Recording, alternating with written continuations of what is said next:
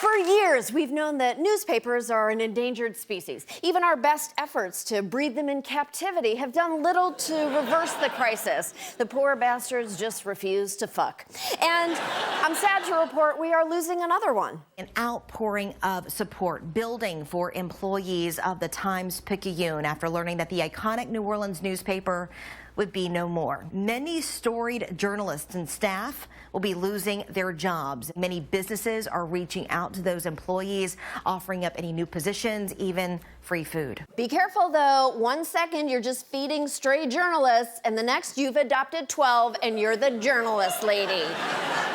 Using food to deal with bad news feels very New Orleans, but you probably shouldn't deliver bad news through food, which is exactly what the newspaper The Advocate did when they announced their merger with the Times-Picayune via Baked Alaska, featuring the logos of the newly merged papers.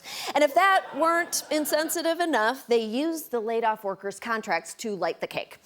The Times-Picayune is just the latest of many casualties in the news industry. The past year has seen major job losses at organizations like the New York Daily News, Gannett, McClatchy, and Reuters, and things are just as bad online, with layoffs hitting outlets like the Huffington Post, Vox, Mike, BuzzFeed, and Vice. Never thought I'd feel bad for the people at Vice, but they had to lay off their entire Washington bureau of white rappers. These digital outlets were supposed to survive the print media industry's collapse, but it turns out everyone is struggling. Part of the problem is the way the ad model is changing. Advertisers have always been a prime source of funding for journalism, ever since the first newspaper ad in 1704 for Thaddeus McGillicuddy's extra-strength genital leeches. The bloodletting you need, the suction you crave. But in recent years, sponsors have turned away from print advertising in favor of digital ads, and you can see why. Thanks to the internet, companies can now buy digital ads that are carefully targeted at their exact desired audience, who will never see the ads because everyone uses ad blockers. It's the perfect model! Digital advertising has been bad for print media, but it's also not that great for web media, since most online advertising is sold by Google and Facebook. So reporters knock themselves out finding stories, doing research, cultivating sources, sometimes even risking their lives, and they mainly end up generating revenue for this sleep paralysis apparition.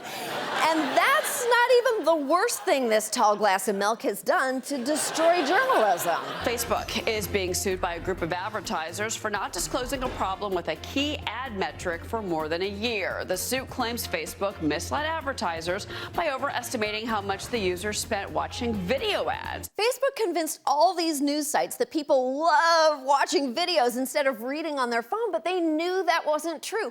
No one likes watching video news on their phone, even you don't, which is why you're reading this summary online instead of watching the embedded video. Facebook's pivot to video bullshit cost countless jobs at news sites, and some of those sites never recovered. It's the worst thing Facebook has done since, I'm sorry, wait, what was the last good thing Facebook did? Meanwhile, back in the world of old media, hedge funds are buying up newspapers and stripping them for parts, slashing jobs, and selling off the paper's buildings for quick profits. Take the Denver Post. After they were bought by Alden Global Capital, their newsroom went from this to this. Even worse, they also found out via cake, and it was a goddamn fucking fruitcake. Sure, not all newspapers are suffering these days. The New York Times has seen huge growth in digital subscribers, and the Washington Post was bought by Amazon owner Jeff Bezos, who will always have plenty of money to keep the newspaper afloat, just as long as you're too embarrassed to buy your squatty potty and ferret Cialis at an actual store.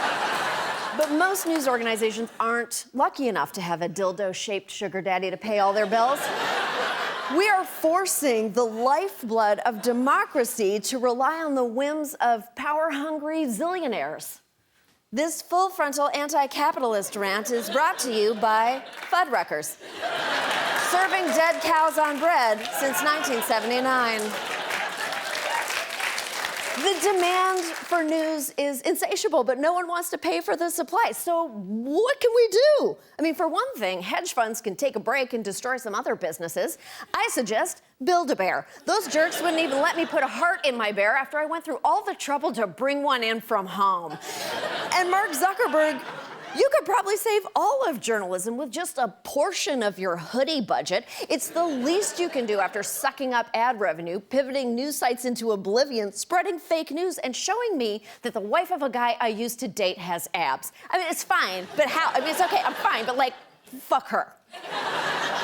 As for the rest of us, we have to stop taking journalism for granted. It is super important. After all, without journalism, there'd be no occupation for all the career-driven but unlucky in love romantic comedy characters played by Kate Hudson, Jennifer Garner, Drew Barrymore, Anne Hathaway, Rachel McAdams, Drew Barrymore, Julia Roberts, Renee Zellweger, Jennifer Aniston, Sarah Jessica Parker, Jennifer Aniston, Katherine Heigl, Meg Ryan, Katherine Heigl, and whoever the fuck the straight-to-Netflix version of Amy Adams and a Christmas Prince is. Oh, and also, journalism makes a free society possible, so I guess that's important too. We'll be right back after these words from Fuddruckers.